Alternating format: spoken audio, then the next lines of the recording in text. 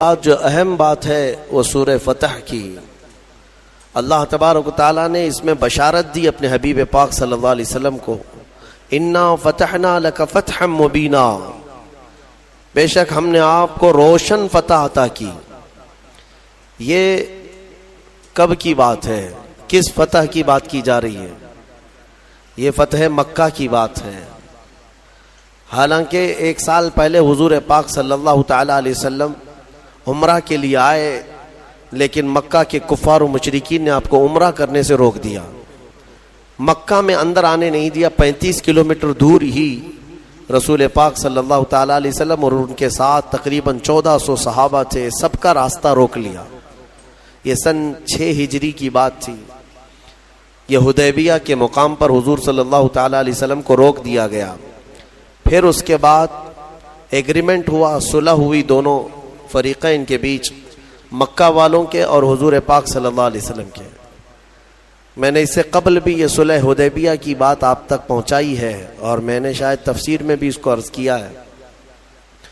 اس میں ایگریمنٹ میں یہ تھا کہ آپ اس سال عمرہ نہیں کریں گے اور احرام یہیں سے اتار کر کے واپس جائیں گے۔ بہت ساری اس میں شقیں تھی ایگریمنٹ میں جو لکھی گئی تھیں صلح نامے پر۔ وہ یہ تھی کہ مکہ سے اگر کوئی مدینے بھاگ کر کے آئے تو آپ اسے واپس ہمارے حوالے کریں گے، لیکن مدینے سے کوئی آیا ہمارے پاس تو ہم اس کو واپس نہیں کریں گے۔ یہ سب زور زبردستی والی شقیں تھی، اور سب پر رسول کریم صلی اللہ تعالیٰ علیہ وسلم کو وہ صلح نامے پر دستخط کروا رہے تھے۔ ہو گئی صلح۔ نبی پاک صلی اللہ تعالیٰ علیہ وسلم کے صحابہ جو ہے کشمکش میں تھے کہ ایسے ان کفار و مشرکین سے دب کے کیوں صلح کی جا رہی ہے؟ کیا ہماری طاقت نہیں؟ جب ہم 313 تھے تب ان کے پرخچے اڑا دیے، آج ہم 1400 کی تعداد میں اور قریب آئے ہیں، ان کی اینٹ سے اینٹ بجا دیں گے، ان کے دانت کھٹے کر دیں گے۔ صحابہ میں جوش تھا، لیکن منع تھا کہ جنگ کی غرض سے آئے نہیں تھے۔ تو جب رسول پاک صلی اللہ تعالیٰ علیہ وسلم واپس جانے لگے مدینہ طیبہ، میرے عزیزوں یہ 6 ہجری کی بات ہے، اللہ تبارک و تعالیٰ نے اپنے حبیب پاک صلی اللہ علیہ وسلم پر یہ سورہ اتاری، سورہ فتح۔ اے محبوب، ہم نے آپ کو روشن فتح عطا فرمائی، جبکہ بظاہر وہاں کیا لگ رہا تھا؟ صلح۔ دب کر کے صلح ہوئی، عمرہ کرنے نہیں دیے، مکہ جانے نہیں دیے، بیچ راستے سے واپس بھیج دیے، اور قرآن کہہ رہا ہے محبوب ہم نے آپ کو روشن فتح عطا کی۔ یہ کون سی فتح ہے؟ وہی 1 سال بعد ہونے والی فتح کی بشارت پہلے ہی میرے رب نے رسول کو عطا فرمائی تھی۔ 1 سال نہیں گزرا تھا، 7ویں ہجری پھر میرے آقا صلی اللہ تعالیٰ علیہ وسلم تشریف لائے۔ اللہ تعالیٰ نے اسی سورہ میں فرمایا لَتَدْخُلُنَّ الْمَسْجِدَ الْحَرَامَ إِنْ شَاءَ اللَّهُ آمِنِينَ مُحَلِّقِينَ رُؤُوسَكُمْ وَمُقَصِّرِينَ لَا تَخَافُونَ۔ اللہ فرماتا ہے ضرور ضرور اے حبیب آپ مسجد حرم میں امن و امان کے ساتھ داخل ہوں گے، آپ ضرور داخل ہوں گے، حلق کرائے ہوئے یا قصر کرائے ہوئے، بالوں کو منڈائے ہوئے آپ مسجد حرم میں ضرور آئیں گے، اور کسی بات کا آپ کو خوف نہیں رہے گا۔ یہ پہلے ہی اللہ تبارک و تعالیٰ نے فرمایا، جبکہ حالات کیسے تھے؟ کفار مکہ تنے ہوئے تھے، کوئی قریب آنے نہیں دیتا، لیکن میرے مولا نے وعدہ فرمایا کہ ضرور آپ مسجد حرم میں داخل ہوں گے امن و امان کے ساتھ، اور اللہ نے اپنا وعدہ سچ کر دکھایا۔ 1 سال میں ہی نبی مکرم صلی اللہ تعالیٰ علیہ وسلم اپنے صحابہ کے ساتھ پھر مسجد حرم میں داخل ہوئے۔ اس شان سے آئے کہ نہ جنگ و جدال نہ قتل و قتال، صرف نبی اکرم صلی اللہ تعالیٰ علیہ وسلم کی ہی مکہ میں دھوم تھی، بات چل رہی تھی، اور صحابہ اس دن بڑی خوشیوں میں تھے۔ اور میرے عزیزوں وہ دن بھی کون سا تھا؟ 20 رمضان المبارک کا تھا۔ رمضان کی 20 تاریخ کو مکہ مکرمہ کی فتح کا وہ عظیم دن ہے۔ تو اس سورہ فتح میں اللہ تعالیٰ نے اپنے حبیب پاک صلی اللہ تعالیٰ علیہ وسلم کو پہلے ہی خبر فرما دی۔ اس میں ایک بیعت کا بھی ذکر آیا ہے اس سورہ میں۔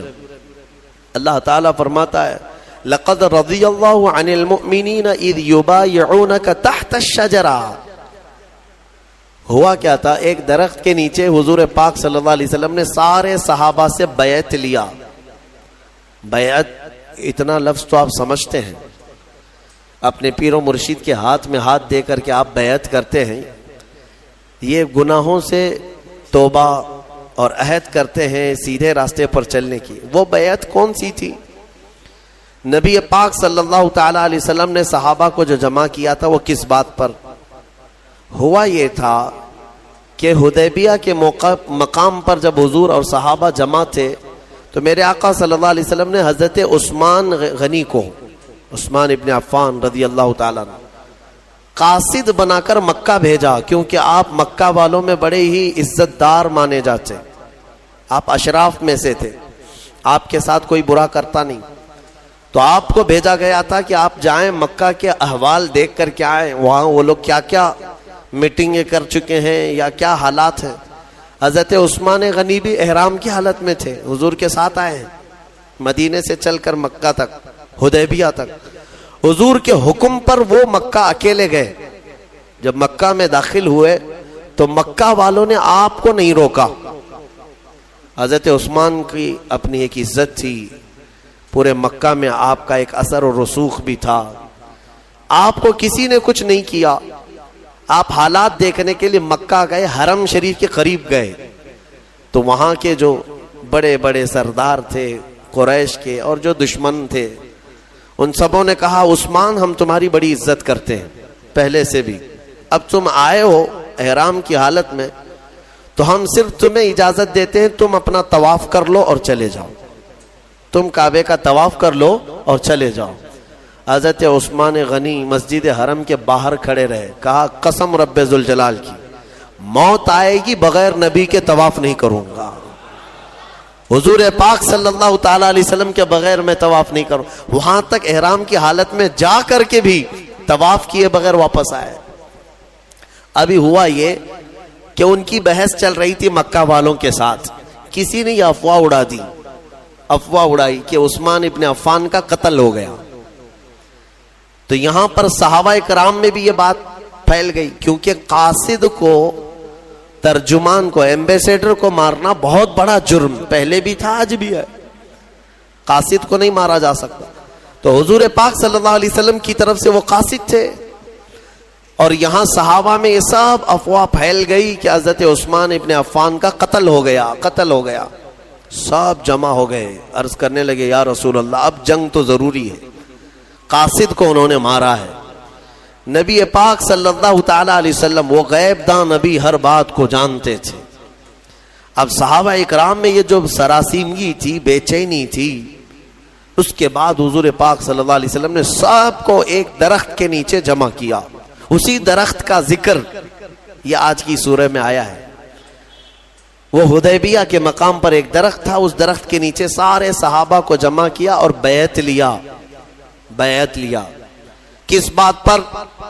سارے صحابہ سے اس بات پر عہد لیا، کیا تم اس بات پر ایمان رکھتے ہو کہ اللہ کے سوا کوئی معبود نہیں اور محمد صلی اللہ علیہ وسلم اللہ کے آخری رسول ہیں، اور تم اسلام پر ہمیشہ ڈٹے رہو گے، جمے رہو گے چاہے جو بھی مصیبت آئے.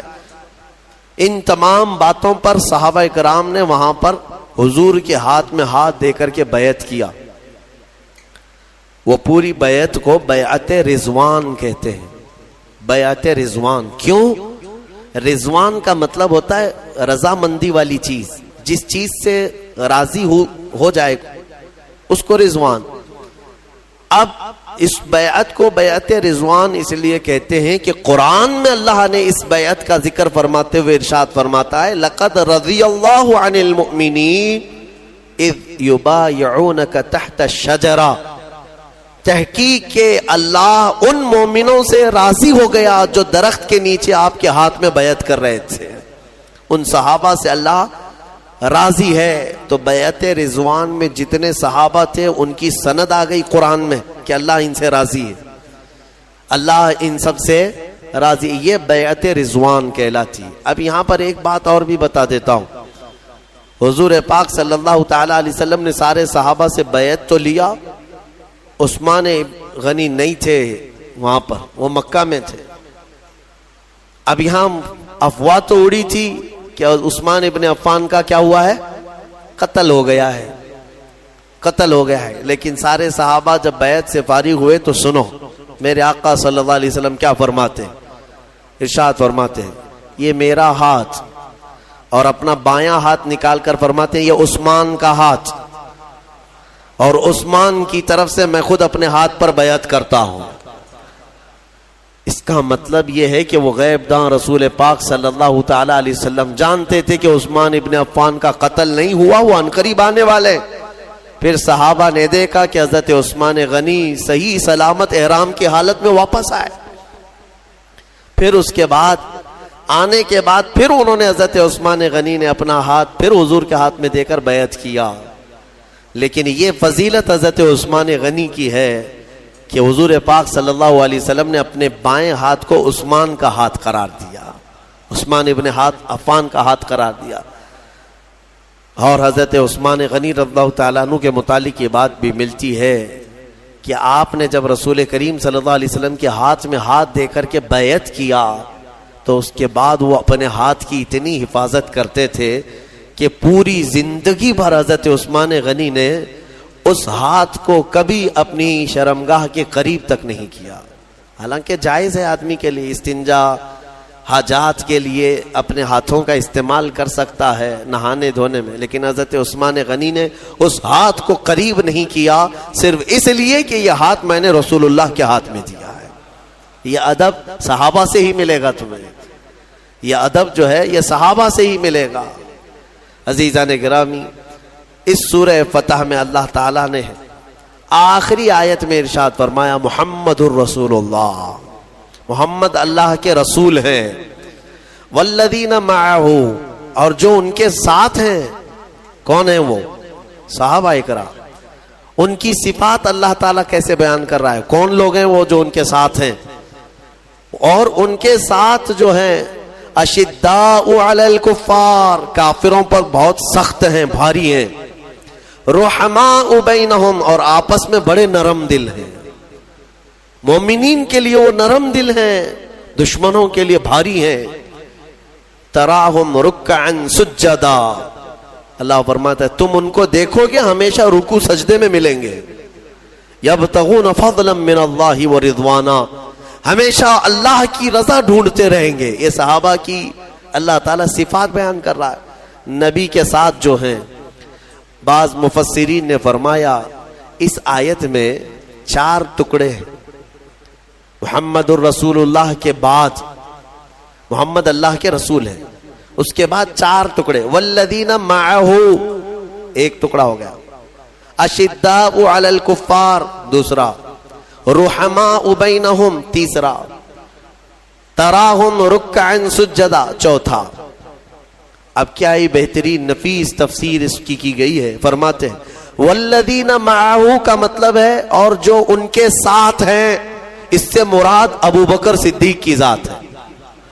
دوسرا ٹکڑا ہے اشداء علی الکفار، کفار پر بہت بھاری ہیں، اس سے مراد عمر ابن خطاب ہے. رحماء بینہم، آپس میں بڑے نرم دل ہیں، اس سے مراد عثمان ابن عفان ہے. تراہم رکعا سجدا، تم انہیں ہمیشہ رکوع سجدے میں دیکھو گے، اس سے مراد حیدر کرار کی ذات. والذین یبتغون فضلا من اللہ ورضوانا، اور فرمایا اللہ اور وہ ہمیشہ اللہ کی رضا ڈھونڈتے رہتے ہیں، اس سے مراد. میرے عزیزو، ایک وقت یہ بھی تھا، ایک وقت جب ایام جہالت کے مکہ کے قیام کے درمیان، ابھی حضور ہجرت نہیں کیے تھے، ایک دن حضور آئے تھے خانہ کعبہ میں جانے کے لیے. اس وقت وہ چابی عثمان بن شیبہ کے پاس رہتی تھی. عثمان بن شیبہ قریش کے ایک معزز آدمی تھے لیکن ایمان لائے ہوئے نہیں تھے. حضور نے فرمایا عثمان چابی دے دو، میں کعبے کے اندر جاؤں. انہوں نے کہا تم ہمارا دین چھوڑ چکے ہو، تمہیں کعبے میں میں اندر جانے نہیں دوں گا. سارے بڑے لوگوں کو جانے کی اجازت تھی، میرے رسول کو نہیں. حضور پاک نے فرمایا عثمان ٹھیک ہے، ایک دن آئے گا یہ چابی میرے ہاتھ میں ہو، میں جسے چاہوں گا اسے عطا کروں گا. عثمان کہتے ہیں کہ ان کی بات سے مجھے ڈر بھی لگا اور پھر سوچ بھی رہا تھا یہ اتنا بڑا جملہ کہہ رہے. آج حالت ایسی ہے ان کے ساتھ جتنے وہ سب غریب لوگ ہیں، مارے جاتے ہیں. بلال حبشی کو دیکھو اور پھر جب وقت ایسا آیا کہ حضور ہجرت کر کے چلے گئے تو عثمان کہتے ہیں اب تو سوال ہی نہیں آتا کہ کعبے کی چابی ان کے پاس جائے. وطن چھوٹ گیا, گھر چھوٹ گیا, ساتھی مارے گئے, سب چلے گئے. لیکن عثمان بن شیبہ کہتے ہیں 7 سال کے بعد جب حضور واپس آئے اور 10,000 صحابہ کے ساتھ واپس آئے, حرم کعبہ میں داخل ہوئے تو سب کچھ بدل چکا تھا. کعبے کے دروازے کے قریب جا کر میرے آقا نے پکارا, عثمان بن شیبہ کہاں ہے؟ وہ آئے, ایمان لائے نہیں تھے, ابھی کافر ہی ہے. چابی لا کر میرے آقا سے کہا کہ آپ نے سچ کہا تھا 7 سال پہلے, یہ چابی آپ کے حوالے ہے. میرے آقا نے اپنے ہاتھوں سے چابی کو کھولا, کعبے کو اور صاف کیا, اور اس کے بعد باہر آئے, کہا میں یہ چابی اب اس کو دوں گا جس سے قیامت تک کوئی نہیں چھین سکے گا. پھر صحابہ کہتے ہیں ہم سب کو یہ شوق تھا کہ یہ چابی ہمیں مل جائے. حضرت ابو بکر, حضرت عمر, کون کون بڑے بڑے صحابہ شوق رکھتے تھے کہ یہ چابی ہمیں مل جائے. میرے آقا صلی اللہ علیہ وسلم نے سارے مجمع میں پھر سے پکارا, عثمان بن شیبہ ادھر آ جاؤ, میرے رب نے مجھے حکم دیا ہے جس کی امانت ہے اسے واپس لوٹایا جائے. تمہارے خاندان میں چابی تھی, تم رکھو. اتنی رحمت دیکھ کر کے وہ ایمان لے آئے اور میرے ساتھ رسول کے صحابہ میں داخل ہوئے. اور آج 1400 سال گزر چکے, چابی آج بھی عثمان بن شیبہ کی اولاد میں ہی ہے. کئی بادشاہ آئے بدلے, آئے گئے, لیکن وہ چابی آج بھی اسی خاندان میں موجود ہے. دوسری بات یہ, فتح مکہ کے دن لوگ آپس میں بات کیا کر رہے تھے پتہ ہے؟ الیوم یوم الملحمہ, آج چھیتڑے اڑانے کا دن ہے, آج گوشت کے ٹکڑے اڑیں گے, جتنا انہوں نے ظلم کیا سب کو دکھایا جائے گا. اور مکہ کے بڑے بڑے لوگ قیدی بن کر کے حرم میں آئے تھے. میرے آقا صلی اللہ علیہ وسلم اونچے ٹیلے پر کھڑے ہوتے ہیں اور ان سب مکہ والوں سے پوچھتے ہیں تمہارا میرے بارے میں کیا خیال ہے, تم کیا سمجھتے ہو؟ تو ان سب لوگوں نے کہا انت کریم ابن کریم ابن کریم, ہم نے دیکھا ہے تم بھی شریف ہو, تمہارے باپ بھی شریف, تمہارے دادا بھی شریف تھے, تم شریفوں کی اور کریموں کی اولاد میں سے ہو. میرے آقا نے صحابہ کے نعرے کو بدل دیا جو کہہ رہے تھے الیوم یوم الزحمہ, الیوم یوم الملحمہ, آج گوشت اڑانے کا دن ہے, آج گردنے مارنے کا دن ہے. میرے آقا نے فرمایا صحابہ نہیں, الیوم یوم الرحمہ, الیوم یوم الرحمہ, آج رحم کرنے کا دن ہے, آج رحم کرنے کا دن ہے. ان ظالموں کو میں بتانا چاہتا ہوں جو میرے آقا صلی اللہ علیہ وسلم کی ذات پر کیچڑ اچھالتے ہیں, تمہیں اگر چھوٹا تخت بھی ملے تو تم سب سے پہلے غریبوں کا خون چوستے ہو. آؤ میرے مصطفیٰ کے قدموں میں جنہیں اللہ نے پوری دنیا کی سلطنت عطا کی, ان کے اپنے جانی دشمنوں کو میرے مولا نے سامنے کھڑا کیا.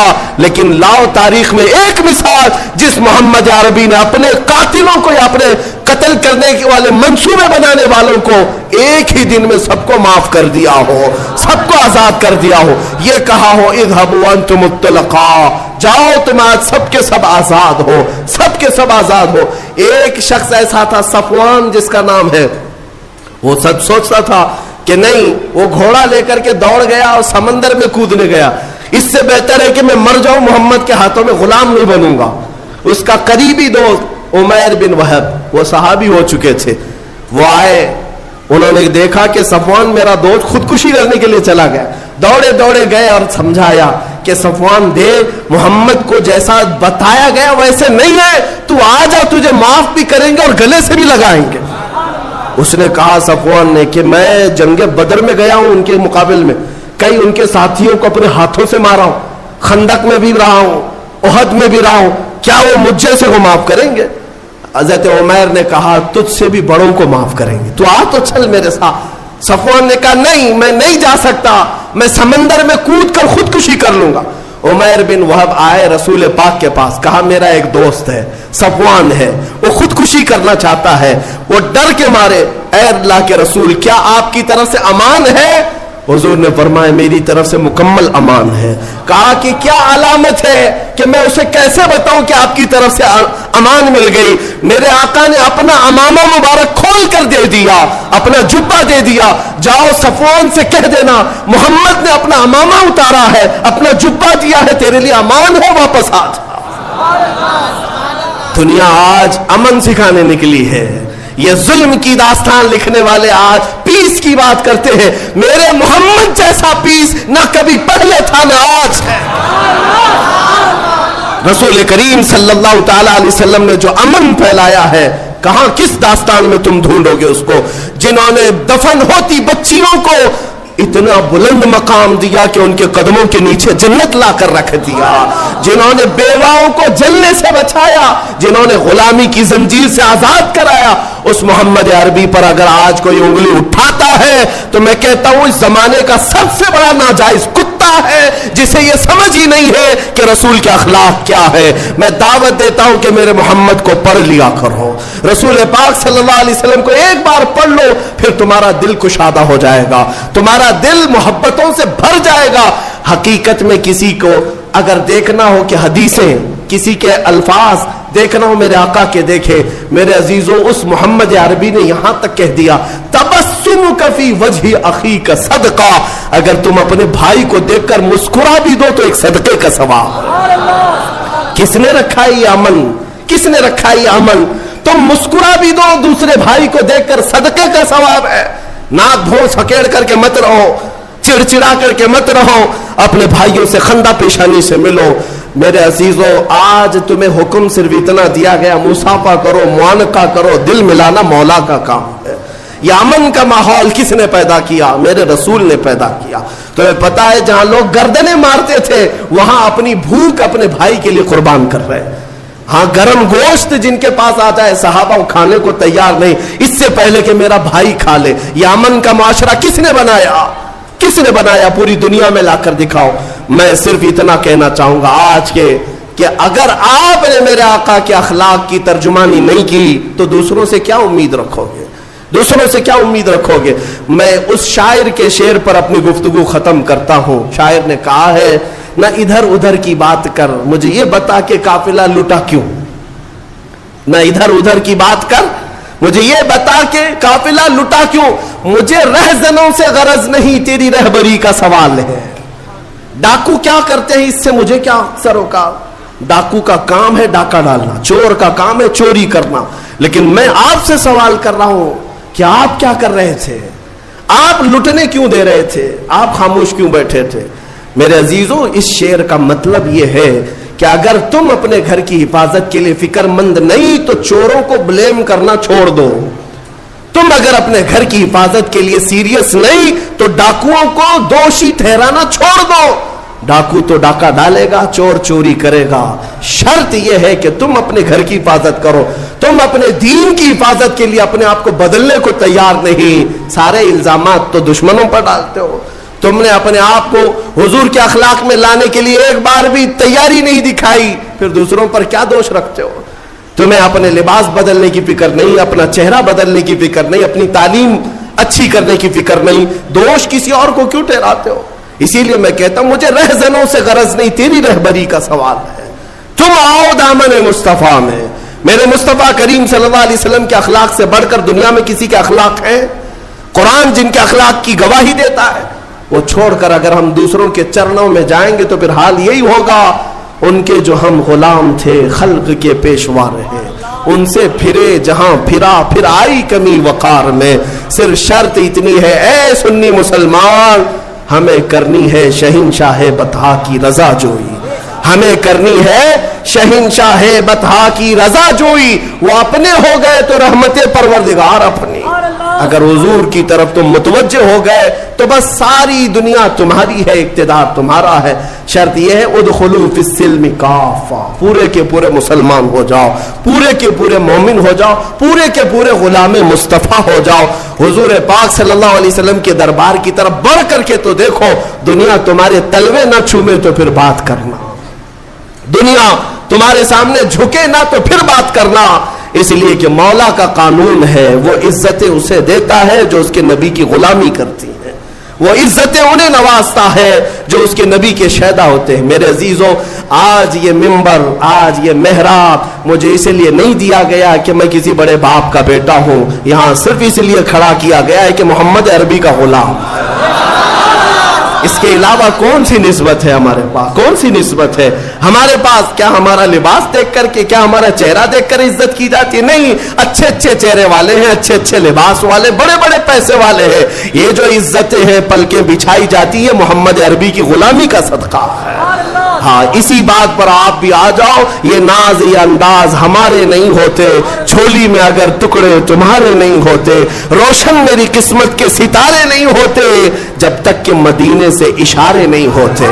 بے دام ہی بک جائیے بازار نبی میں, اے مسلمانوں بے دام ہی بک جائیے بازار نبی میں, اس شان کے سودے میں خسارے نہیں ہوتے. جب تک بکے نہ تھے تو کوئی پوچھتا نہ تھا, یا رسول اللہ تم نے خرید کر ہمیں انمول کر دیا.